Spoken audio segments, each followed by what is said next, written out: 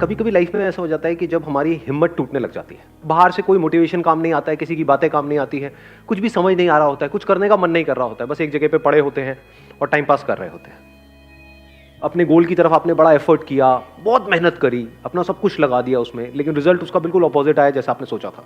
होता है ऐसा, कई बार आती है लाइफ में सिचुएशन आती है ना, ऐसा लग रहा होता है कि सब कुछ ही खत्म हो गया है, अंदर से ऐसी फीलिंग आने लग जाती है। तो उस वक्त क्या करना चाहिए, मतलब कि उस वक्त खुद को मोटिवेट कैसे करें? उनको माइक दे दो। सर आपकी वीडियोस देखती हूँ। अच्छा, तो सारे करते हैं यहाँ पर आए। तो मेरे जब वीडियोस देखते हो तो काम करता है, वो रिलेटेबल होता है, फर्क पड़ता है, बहुत फर्क पड़ता है। Even you are a life giving person. इसको एक स्टेप और आगे बढ़ाते हैं कि अगर आपने मेरे वीडियोस देखे, और वैसे ऐसा होना तो नहीं चाहिए, लेकिन वो भी अगर काम नहीं किए, मेरे वीडियोस भी काम नहीं किए, अपनी तारीफ करने में बड़ा मजा आता है, लेकिन मान लेते हैं कि अगर आप मेरे वीडियोस देख रहे हो, किसी के वीडियोस देख रहे हो, वो भी काम नहीं कर रहे, अब क्या करें? सर जैसे मेरा 2 बार सर एंट्रेंस मेडिकल का था सर, वो क्लियर नहीं हुआ था सर। उसमें मतलब कि पेरेंट्स का सर मनी भी लगा था उसमें, और टाइम भी लगा था उस समय। प्लान्स भी बहुत सारे थे कि मतलब फर्स्ट ईयर में अगर मतलब क्लियर हो गया तो ऐसा हो जाएगा, ऐसा हो जाएगा, वो सब खत्म हो गया, सब खत्म हो गया था। फिर बाद में ऐसा बहुतों के साथ हुआ होगा, रिलेट कर पा रहे होंगे, कितनों के साथ हुआ है ऐसा कुछ? ठीक है सर। फिर बाद में मैंने क्या किया कि पहले तो बूस्ट करने के लिए सर आपका मोटिवेशन वीडियो देखा सर। तो फिर वो काम नहीं किया? नहीं सर, वो टेम्परेरी बेस पे काम करता है। टेम्परेरी बेसिस पे किया, मतलब रेगुलर काम नहीं करता। ठीक है, मतलब आपने मेरा दिल रख लिया। तो नहीं सर, मुझे लग रहा था काम ही नहीं किया, मतलब देखा है क्या लगा ऐसा, मतलब मैं इमेजिन कर रहा था। हाँ ठीक है। बाद में मतलब मैंने ये किया कि मतलब अकेले बैठ के प्लान किया फिर से कि मतलब कि ये मेरी मतलब कमियां थी, ये मेरी मतलब कि अच्छा है, मतलब इन टॉपिक्स में मैं अच्छा हूँ, इन टॉपिक्स में बेकार हूँ, तो फिर मुझे यहाँ से हेल्प लेनी है। मतलब पूरा एक तरह से मैंने प्लान किया सब कुछ। लिख करके किया है वैसे ही दिमाग में? नहीं किया सर, लिख करके किया हाँ, प्रॉपर कि ये मेरी स्ट्रेंथ्स है, ये मेरी वीकनेसेस हैं। Yes sir. क्या इसके अलावा एक और काम भी हमने किया? क्योंकि अगर वो भी करें तो और बेटर हो सकता है। दैट इज कि जब मैंने वो तैयारी करी और मेरा नहीं हुआ, तो उसमें मैंने क्या गलतियां करी?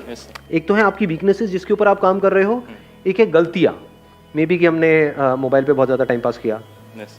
नहीं हाँ, क्योंकि हम सच औरों को नहीं बोल सकते ना, खुद को तो बोल सकते हैं ना।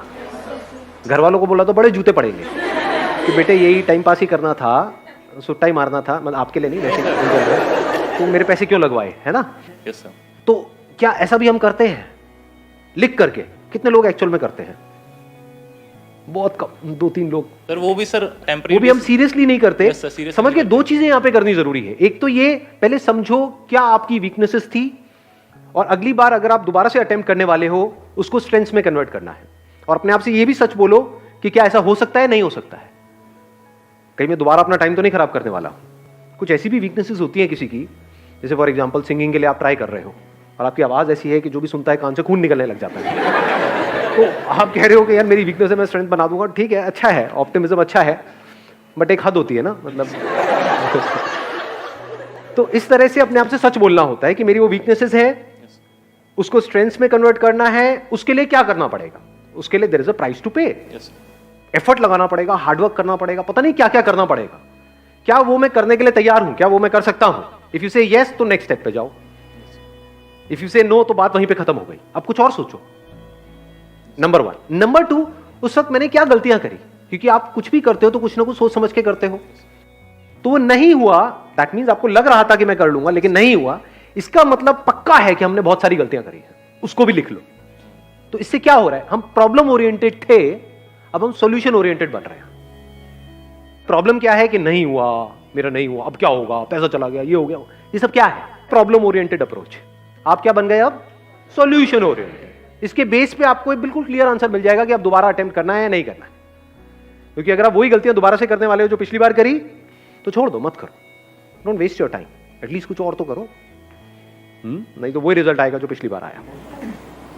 हाँ, आप माइक दे दो इनको। सर सबसे पहले तो मैं ये बोलना चाहती हूँ कि जो फर्स्ट ऑफ ऑल जो हमारी थिंकिंग है ना, जो हमें डिस्ट्रैक्ट कर रही है कि हम आगे नहीं बढ़ सकते, हम नहीं बढ़ सकते हैं, उसे हमें स्टॉप करना चाहिए और बस यही बोलते रहना चाहिए कि आगे बढ़ो, आगे बढ़ो, आगे बढ़ो। लेकिन उसको स्टॉप कैसे करें? कैसे वहां से बाहर निकले? That is the point. वो बड़ा एक गंदी स्टेट होती है। जिसमें हम जा करके फंस जाते हैं। ऐसा हुआ है, आप लोगों ने एक्सपीरियंस किया है ना? बहुत कुछ ज्यादा हुआ करने है, का मन नहीं कर रहा होता है। बहुत ज्यादा। हाँ। मतलब उसी में हम खोए रहते हैं कि और वही हमारे साथ थॉट्स ये रिपीट हुआ। मोड पे चल रहे होते हैं, एक ही तरह के थॉट्स बार बार आ रहे होते हैं। कुछ देर के लिए आप अपना ध्यान उन थॉट से हटाते हो, कुछ नया सोचते हो, लेकिन फिर ध्यान वहीं चला जाता है, वही प्ले होने लग जाता है। हमारे इसको इस साथ तरीके से जो कह सकते हो, एक तरह से सोचने की आदत पड़ जाती है। 2-4 दिन में, 5 दिन में, होता नहीं है, 2-4 दिन तक आप एक ही तरह का काम करते रहो, कुछ भी करते रहो। जैसे अभी मैं हाथ हिला रहा हूँ, 2-4 दिन तक ऐसे ऐसे करता रहो, उस दिन मिलूंगा, आए आओ भाई क्या गंदे गंदे इशारे कर रहा है। सो द पॉइंट इज कि एक तरह से अगर हम सोचते रहे नॉन स्टॉप 2 दिन 4 दिन, तो आदत पड़ जाती है, हैबिट, एक तरह की हैबिट पड़ जाती है उस तरह से सोचने की। और जितना आप कहते हो ऐसा नहीं करना है, वो उतना ही पावरफुल होता चला जाता है। हाँ, ये क्योंकि सबसे जैसे ध्यान problem थोड़ी देर है। के लिए हटता है, फिर वापस से वहां आता है तो और गुस्सा आता है। तो अब कैसे वहां से बाहर आए? और बाहर ऐसे नहीं कि कुछ दिनों में बाहर आए, इमीडिएटली इंस्टेंटली वहां से बाहर कैसे आए?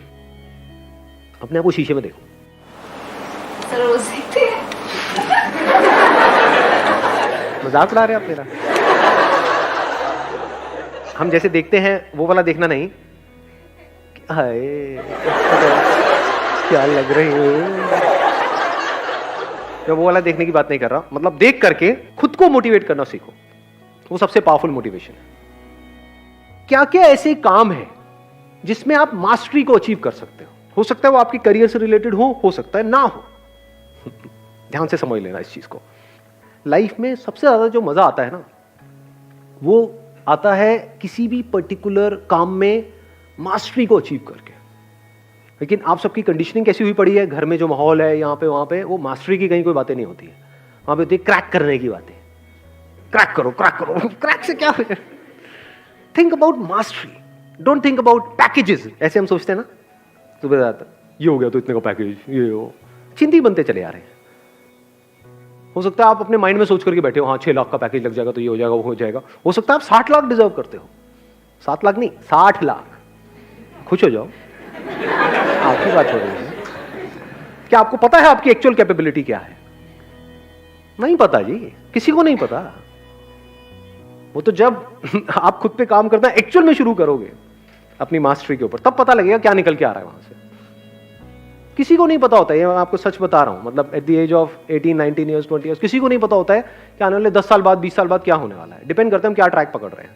ट्रैक गलत पकड़ लिया तो फंसते चले जाते हैं, और ट्रैक सही पकड़ लिया तो कुछ कमाल का हो जाता है। सही मतलब क्या? अपना ध्यान फालतू की चीजों से हटाओ, मास्टरी पे ले आओ, एक्सपर्टीज पे ले आओ। इसका दूसरा वर्ड भी हो सकता है एक्सपर्टीज, कि क्या क्या ऐसे काम है जिसमें मैं एक्सपर्टीज को अचीव कर सकता हूं या कर सकती हूं। This gives you hell lot of energy, क्योंकि अब ये आपके हाथ में पूरा कंट्रोल है। क्रैक करना ना करना आपके हाथ में कंट्रोल नहीं है। कंपटीशन है, बहुत सारे फैक्टर्स वहां पे और प्ले हो रहे हैं। बट क्रैक करने के लिए जिस टॉपिक को मास्टर करना है, वो किसके हाथ में है? वो आपके हाथ में है। वो करने के बाद भी आपका हो या ना हो, वो किसके हाथ में है? वो आपके हाथ में नहीं है। फॉर एग्जाम्पल, किसी कंपनी में अप्लाई कर रहे हो जॉब के लिए, तो वहां पे कितना पैकेज आपको मिलेगा, कितना नहीं मिलेगा, किसके हाथ में है? आपके हाथ में है। वो कब है आपके हाथ में? जब एक्चुअल में आप एक्सपर्ट हो किसी पर्टिकुलर फील्ड के, तब आपके हाथ में है। तब आपसे एक्चुअल में पूछा जाएगा कि हाँ व्हाट डू यू एक्सपेक्ट। नहीं तो नाम के लिए पूछा जाएगा। आपसे पूछेंगे हाँ भाई what do you expect. Sir I expect around 50 lakh rupees per annum. 5,000 रुपये महीने का मिलेगा, करना है कर। ठीक है सर, जैसे आप कहें।